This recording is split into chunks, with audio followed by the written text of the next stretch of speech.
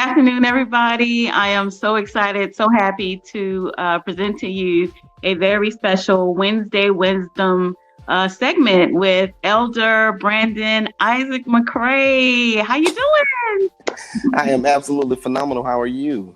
I'm wonderful. I'm wonderful. I'm ready to get into this wonderful topic, the effects of the male heartbreak. I am so excited to hear what God has given you today. I did not prepare questions because you are fully prepared, fully knowledgeable about the subject. So I just want to hear what you have to say.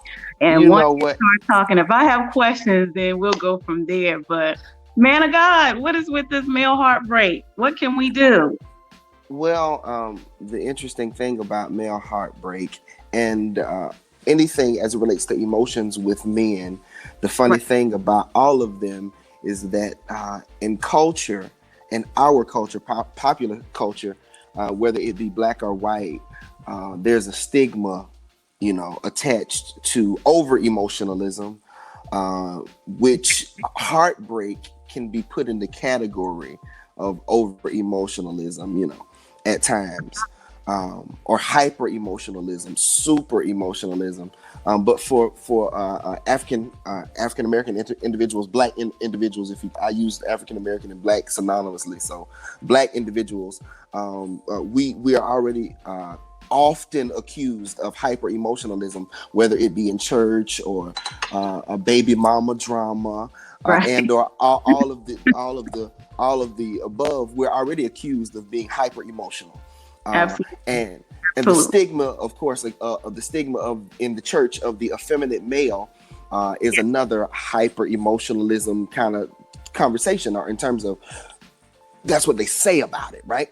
Right. So you get those males, black males in church or in the church context, church world, and they shun anything that looks like hyper emotionalism, anything that looks like over emotionalism, or anything that may seem, emotional or over emotional. So there's a suppression of emotion, right?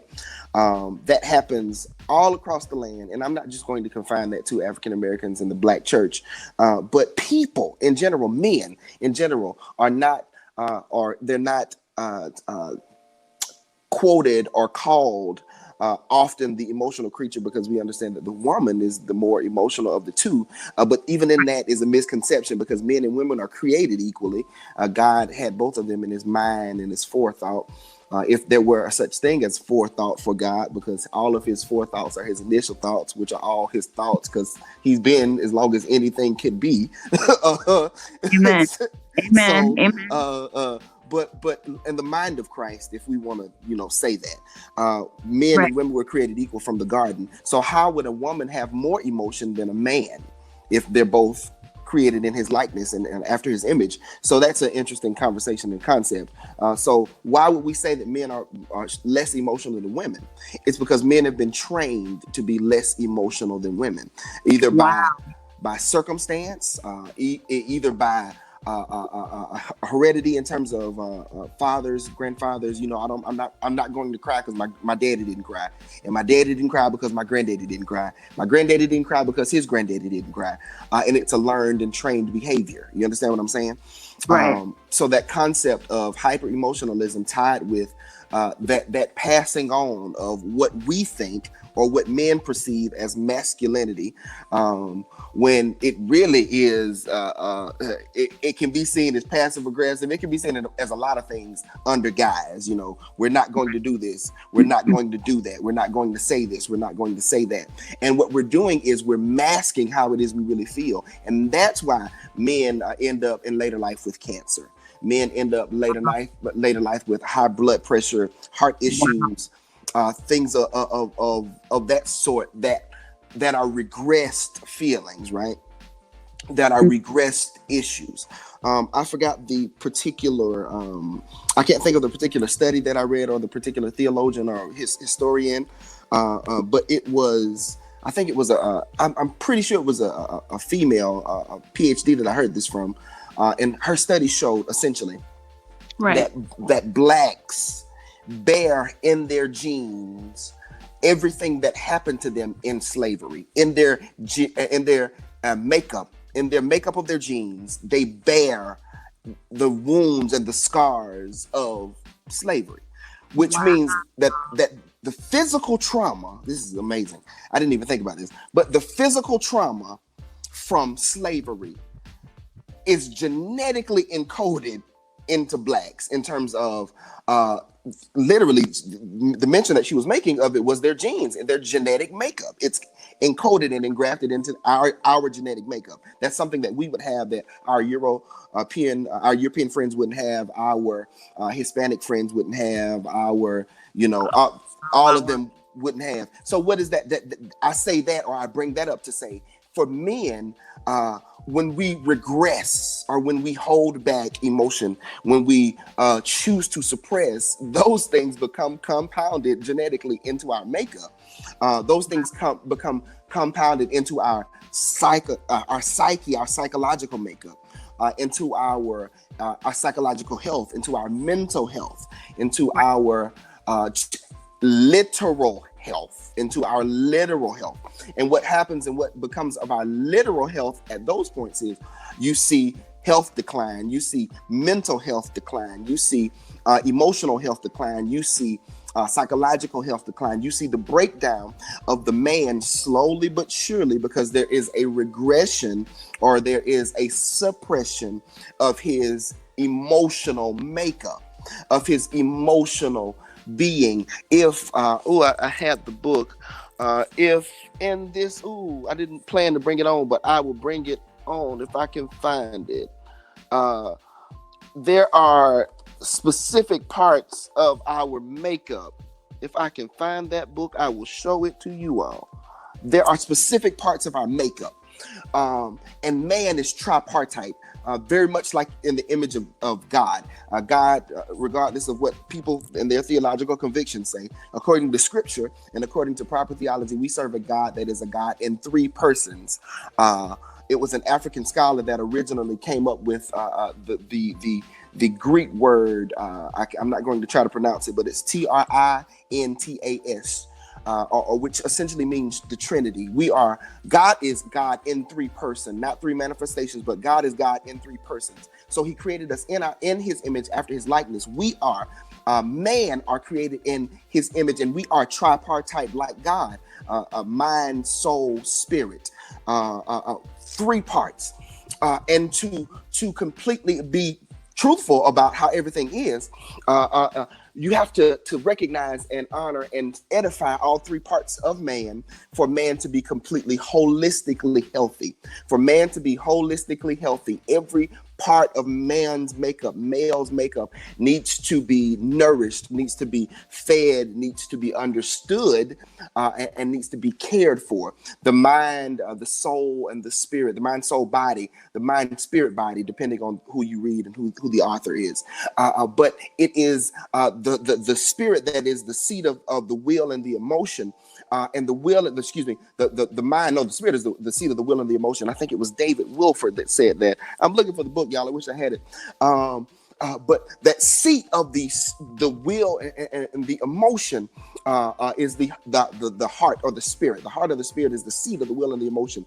And when men fail to deal with their will and their emotion, they corrupt the seat. They corrupt that very seat, which is the heart. They corrupt it. And what happens when that is corrupted, then you cannot trust anything. The scripture says that out of the abundance of the heart, the mouth speaks. So if we speak the abundance of our heart, and the abundance of our heart is a crushed sensibility, or is a longing sensibility, or a void sensibility, or the crushing of the will and the spirit, then what we give to others can be only the abundance of what we have. I hope that makes sense. When our spirit and our will is crushed, when our spirit and our will are suffering from daddy issues, when our will and our spirit are suffering from being vocally accosted by TV, media, police, by mothers, by women that we're married to or in relationship with, then what we give in return can be nothing other than what we've received. It can be nothing other than what we embody, and we embody what it is we deal with. I hope that makes sense. We embody what it is that we deal with. So it is important, and it is of the utmost importance that we as men share. Share. Now, my pastor, Felicia, our pastor says that confession is good for the soul, but it's bad for the reputation. And because we cater to the latter, our soul is jacked up, but our outward appearance or our reputation is always intact. So you will get, in the case, a man or woman of God that will be reputationally on top. You will get a man or a woman that would be, according to others' assertions of he or she, or he specifically, they are all together. They are completely lined up. There is no fault or no issue found in their leadership, their manhood, and any of those things. But in their soul, because they have not bared the fruit of confession, they are absolutely crushed. And to me, that individual is just as Jesus called the Sadducees and the Pharisees. What did he call them in the Gospels? He called them whitewashed tombs, because on the outside, they are made beautifully, in terms whitewashed. They are beautifully made and beautifully built and cleaned, but on the inside, they are full of dead men's bones. I hope you're with me. They are full of dead men's bones. So when we crush the soul, or when men repress those issues of the soul, what happens is they get heartbreak. And a man that's been married for 25 years goes out and cheats on his wife, to whom he's never cheated on, because he's never dealt with the heartbreak that he has seen as a teenager or as an older gentleman. Now, I had to come back. I had to come back when you said that. I'm handling the producing part of this. But I had to come back when you talk about the heartbreak, because listen, I've seen so many men, like after like their first initial heartbreak, it's like it turns them into this, horrible cheating. Talk about that a little bit. Yeah, and that was really the main focus that I really want you to discuss, because it's really an epidemic, unfortunately, not just for Black men, but for men in general. This cheating, they can't be faithful. It's like, I know a man specifically that his first girlfriend, I guess she did something and he cried over her. That was the last time he cried over one.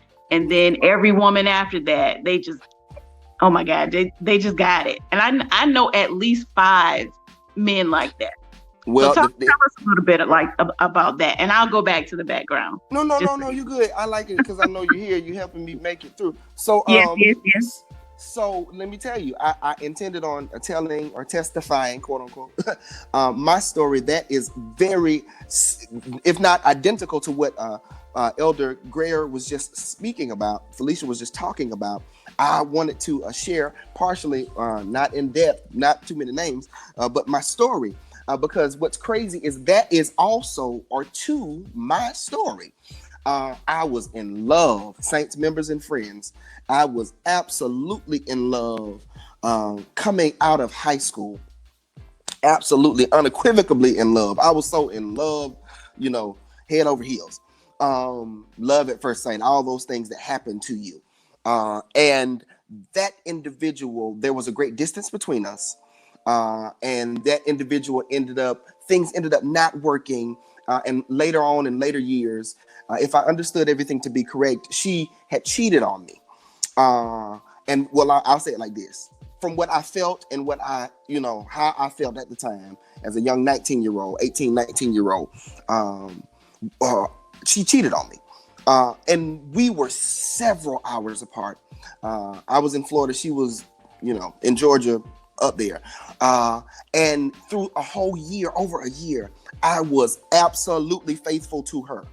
I didn't entertain. I didn't do any of those things. I was being the young man that my mother had raised me, my father had raised me to be. Those around me had reared me to be. But that particular hurt in my life sent me down a destructive path that I thank God my wife was able to bring me back from. My wife and God, of course. But God, through the person of my wife, was able to pull me back from.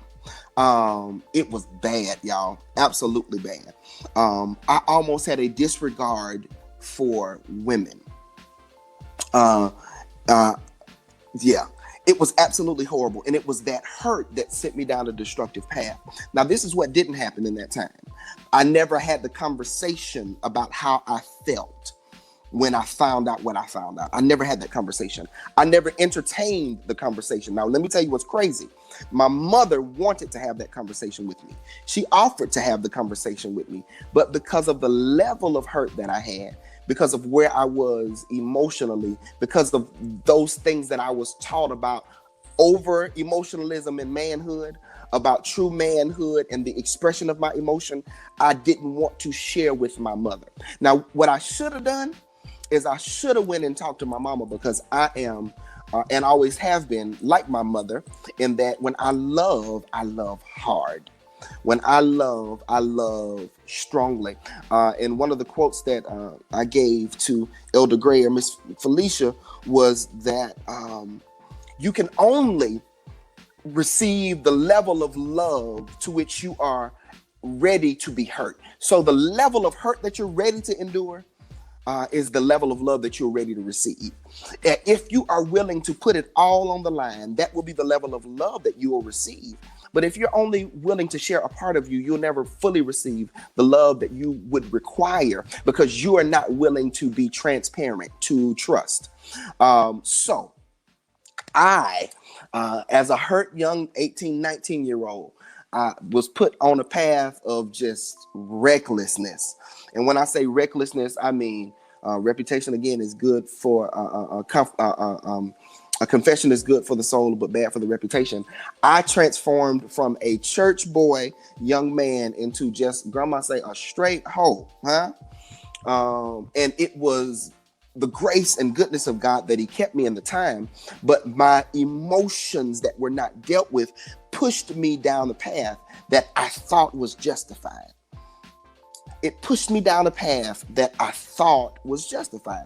I thought that if she was going to go do whatever she wanted to do that would work for her, then I could do the same with anybody that I chose. To the point where later on in life, I ended up hurting 2 or 3 wonderful women that should have gotten the best of me or the better of me. But because of the games and the foolish issues that I played, I ended up hurting them severely in life, in their minds, emotionally, psychologically, relationally. And I repent for that to this very day. Because had I dealt with being hurt, I would have not hurt other people. Another quote that I gave is that hurt people hurt people. Healed people help people. Hurt people hurt people. When you're hurting, all you do is give the contents of your heart, and that is hurt. When you're whole, you can offer a holistic perspective and a holistic outlook because you yourself are whole. But yeah, I went down that path, Felicia, for years, went down the path, and I thought that it was justified. Again, until the Lord blessed me with who he blessed me with, how he blessed me with her. She helped me to understand some of those principles that I've just named. And I am espoused to many of those principles today because of her. The other quote I gave, the best thing that happened to me since God, Jesus Christ down on the cross for me, was my wife, because she's taught me what it is to love and how it is to love unconditionally, and how I can be vulnerable in a place and still be fully a man, still be fully respected as male, but be able to fully share who I am, how I am, where I am in terms of how I feel. So that level of heartbreak happens to many men, and it's happened to many men. And here's what I want to say, brothers. Just because she hurt you doesn't mean the next woman will hurt you. So let's not, as women always say, let's not punish the next for what the last did. And we accuse women of it all the time, but men are the same. Men are just as emotional as women. Like I just said, we are just not allowed to express that. Now, I'm a mama's boy, and I always have been, and I always will be. And my mother nurtured and cultivated a sensitive side of me.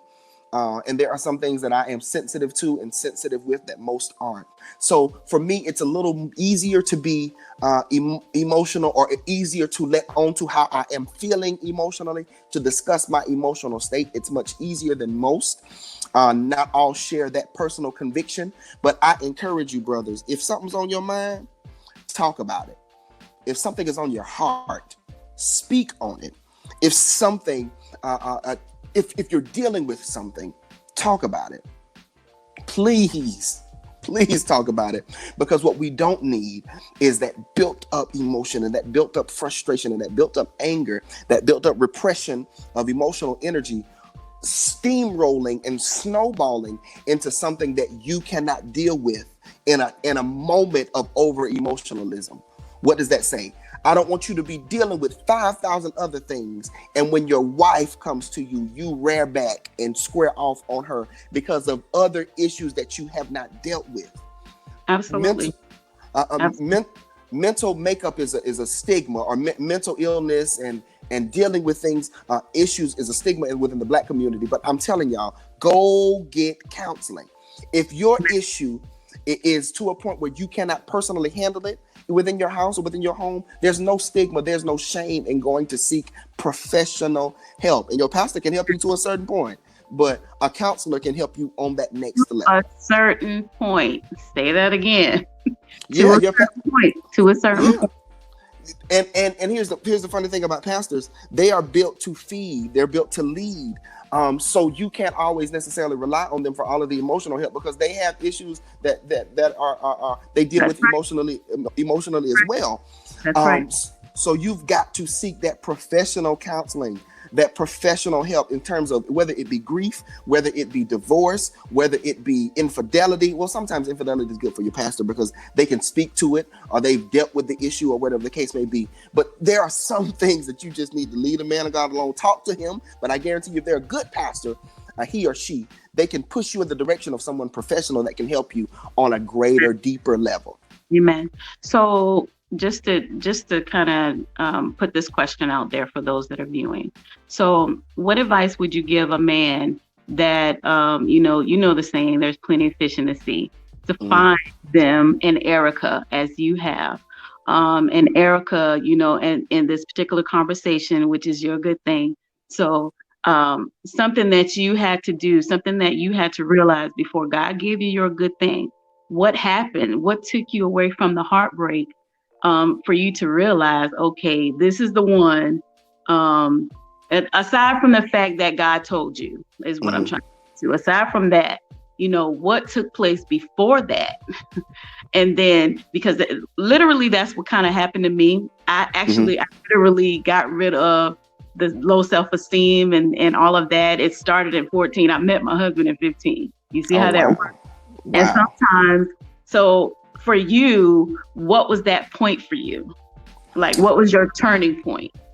Well, interestingly enough, a heartbreak brought me into the person that I was. Yes.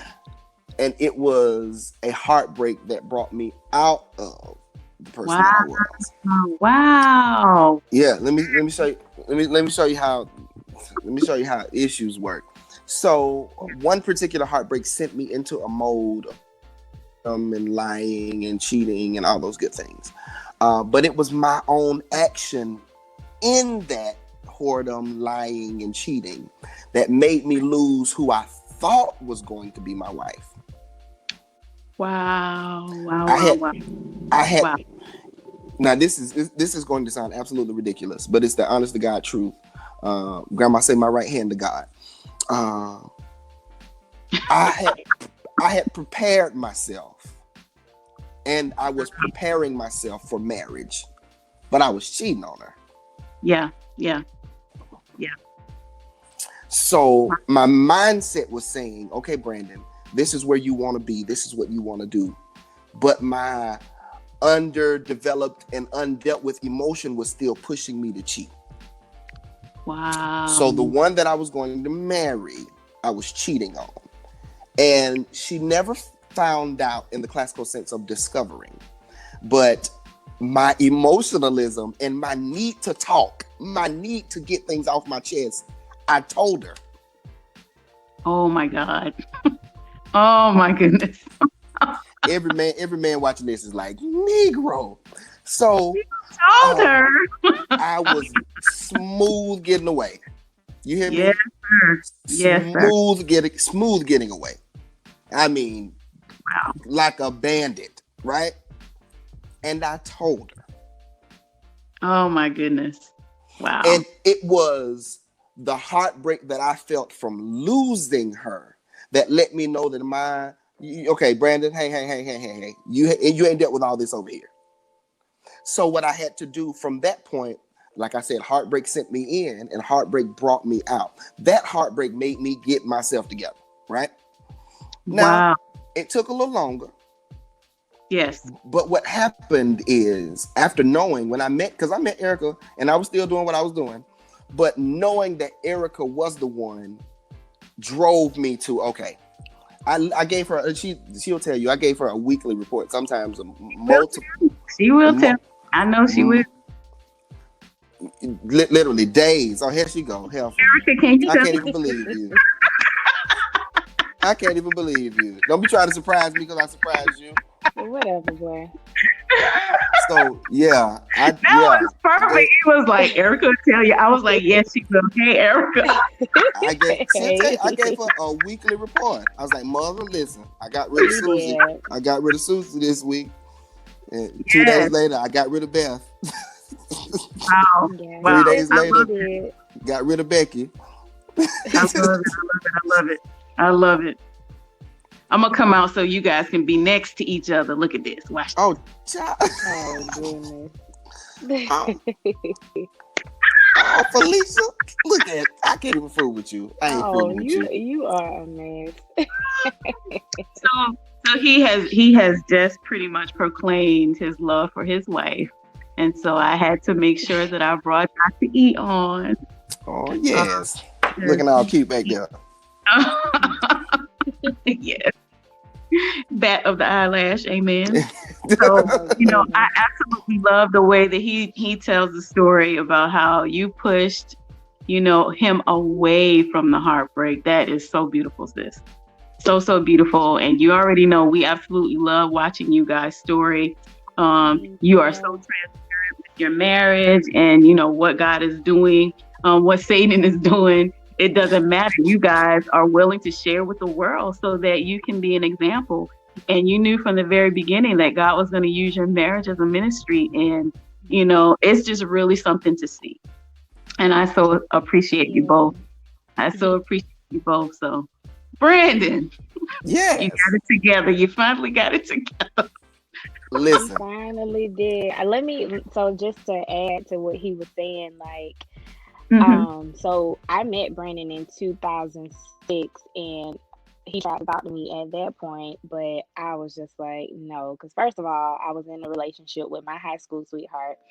And secondly, I knew he wasn't serious. I was just one of those chicks that he just wanted to get in their bed. So I was just like, no. So that's when I met him, during that time frame of him just discovering who he wanted to be and all of that stuff. So when 2012 came around and we started talking, even at that time, 2012, I was engaged, or I was calling off an engagement around that same time. I ended up getting engaged to my high school sweetheart.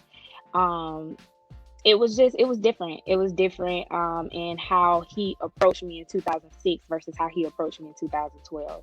So I was like, well, this is interesting because I don't remember this particular person. Like, I already knew what it was in 2006. In 2012, I was like, this is very interesting. So just his mannerisms, how he reacted when he was in my presence, different things like that. So I was like, okay, this may eventually end up being something once I caught off my engagement. And yeah, just like he said, he one thing about this that I also knew, okay, he's serious, is he was just extremely transparent, like extreme. And to the point, like, sometimes I'm like, oh my God, like, this is a bit too much detail for me. But he was super transparent about everything, like everything that was going on. Anytime we got together, we were Listen, having conversations I about was mad who he was transparent. talking to, who he had talked to in the past. Like one day I was asking him, because I knew this girl liked him. I was like, why did you never talk to her? And he was like, oh, let me tell you that story. I was like, what? Like, what? Like, it just, some of the stuff that he was telling me blew my mind. I'm like, why is he even telling me this? Like, if you're trying to pursue me, why are you telling me all of this stuff? And he was super, super transparent. So I needed her. So I needed to be able to completely trust her, right? If I was going to be with her, I needed to be able to completely trust her, and she needed to be trusted with my good, the bad, and the absolute ugly. I told her one time that I thought this chick was pregnant. We was yeah, at I the didn't even get to movies. get there. Like I came down from Tallahassee to see him. We're on a date. Yes. And we're in the movie theater, and he gets this call, and then all of a sudden his whole face and whole demeanor just drops. I'm like, what the heck is going on with you? Ooh, So we Jesus. go outside, and he was like, yeah, so I didn't, you remember. So this is a whole crazy thing too. So at around the time that I was calling off my engagement and all this stuff, like Brandon apparently went on a trip with some girl, talked to me the entire time. I I didn't even know did. that he was with her. Oh, I did. Talked to me the entire time. So then when we got to the movie theater, and apparently she texted him saying she might be pregnant, blah blah blah. I didn't know anything about this. So until we got to the car, I'm like, okay, so what was going on with you in the movie theater? He was like, yeah. So you remember that time I went out of town? I was with this girl because I had told her that I was going to take her out of town before I started talking to you. I just want you to know that. I'm like, what? She was like, so he might be pregnant. She might be pregnant. I'm like, Jesus, y'all. It was okay. And he was ruthless. like, so Lord what have does that mercy. mean for us? I was like, what you mean? What does that mean for us? You gotta have a whole child. Like, That is exactly what she no, said. What? like, Yeah. What so you I mean? got That be in for the us. car. I got in the car and went back to Tallahassee the whole time. I'm like, God, I ain't gotta put up with this. Like, what kind of, like, oh my God. So she was not pregnant. But it was just Thank you, like, Jesus. and I was just like, how was you? I said, first of all, if somebody ever took me out of town and was having whole, like, we were on the phone for like, it was just like she wasn't there. Anytime I called, he picked up the phone. I'm like, but anyways, that was his life. So when we decided that um we wanted to be serious, I was like, I'm willing to get in a relationship with you, but you gotta cut everybody off. I mean, everybody. I was like, because I'm not competing with anybody. Like, that's just not what I'm going to do. So he said, okay, like just like that. He was like, okay. And then, like within days, he was like, "Oh, just so you know," he was sending me screenshots and different things. Like, I told this person, we can no longer talk. I told this person. I was just like, "Oh my God!" So it was really interesting how we got together, but in all of that craziness I was like, well, he, like, I don't know why me, like, why, because you doing all, I mean, you couldn't have, you clearly you got all these options. So Many I was options. just like, Praise the Lord. why, what, hey now, You hey tell her the hey story. You tell her the story. hey You hey, tell her on. bring it Tell the back now, tell the let story. me tell the story. I don't need you to be sitting up here. I mean, listen. Hey, I can say amen to the woman of God. You I don't need preaching you to good. say I amen. could So, tithe. anyways, I could he sow a knew I seed. was the only choice, although he had multiple choices. Let me ring it back. I was the only choice, so he did what he needed to do to solidify me. Okay, Fine. Fine. okay.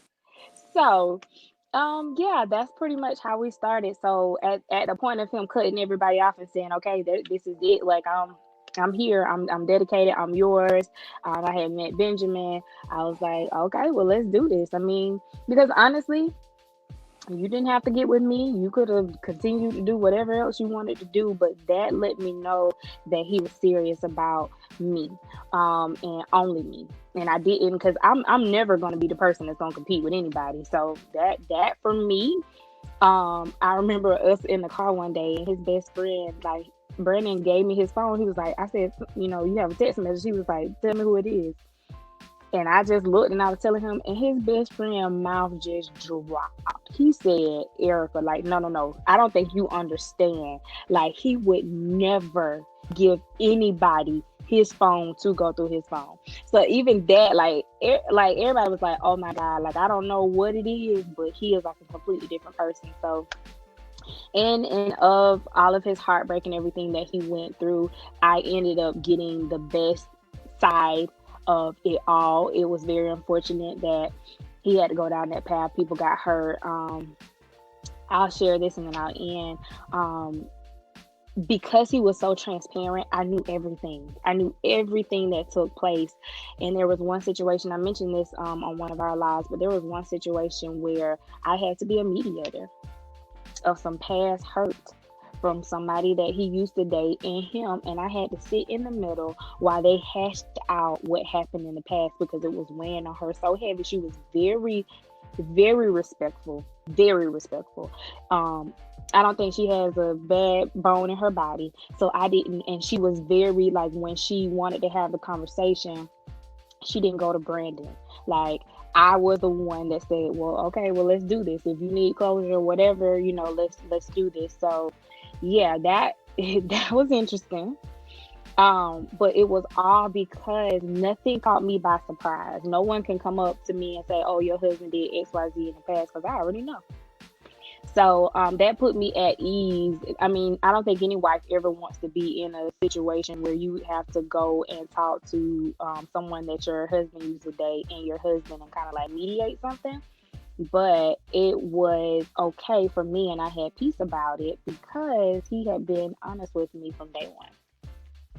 So yeah, I got the God side of Brandon, the change Brandon. I don't ever have to worry about him going and cheating and doing different things like that, because he's very faithful. He's very trustworthy. He's honest. Now I will say he does have a little. He said that he will tell how he feels. He doesn't always do that, so we're working on that. I'm the vocal one. He's the one that kind of hides stuff a lot of times, or just waits, and then it all just boom, because he should have had the conversation a long time ago. But I'm very fortunate, going and seeing and knowing everything that he's been through in his past to him now. Even generationally, Brandon didn't just get that from just him going through heartbreak. Like it goes down through generations. So yeah, I'm very blessed and honored to be his wife, and I'm glad that he was able to get over that heartbreak and then also use it as a testimony now. Amen. I absolutely love it. To kind of piggyback off of what you said, that's how Aaron is. He gives. I have access to everything. I have access emails, both of the phones, everything. And he told me that from the very beginning. He was exactly the same, and I was the first person that he did that with. So I guess that's part of how that's the one. I guess from the guy's perspective. If they give you all of that access, okay, you probably you in there. Yep. Yeah. So that's really good to know, and God bless you, Elder Brandon, for initiating the healing in your own life. Yes, ma'am. God is Thank amazing. the Lord. You would not have had Erica, I don't think, if you didn't. And so we know that the effects of male heartbreak is cheating. Those feelings of feeling inadequate can drive to cheating. When their ego's not being stroked, it drives them to cheating. And I've heard Erica say on many times even on you guys' platform how, she has to pull back sometimes, with the mouth. And as a wife, we have to learn that, submission is actually a good thing. It's not a bad thing. And so in our learning and in our getting together and being married and learning each other, it's really a beautiful thing to learn your partner and understand, what makes them tick and what makes them hurt, but also what makes them heal. And so God bless you both. Thank you so much, Erica. I appreciate you for surprising me. I had to give you the opportunity to get him back. Lord Jesus. Yes. And so wonderful job today, Elder Brandon. Thank you so much. Hoping to see you guys tonight. I think Dr. E has to teach, so probably won't see her. So I'm Yeah. about to head out in like a few minutes. You will see me. Yes, Oh, yes, sir. you will. Yes, sir. I got another engagement around about 4:30 or so. So I'm hoping to get back to church tonight. But if not, I'll see you both on Sunday. God Yes, bless you. ma'am. Oh, You so much. We got about 40 minutes of content here. God bless Oh, you all. wonderful. Thank you. see ya. Absolutely. Bye-bye.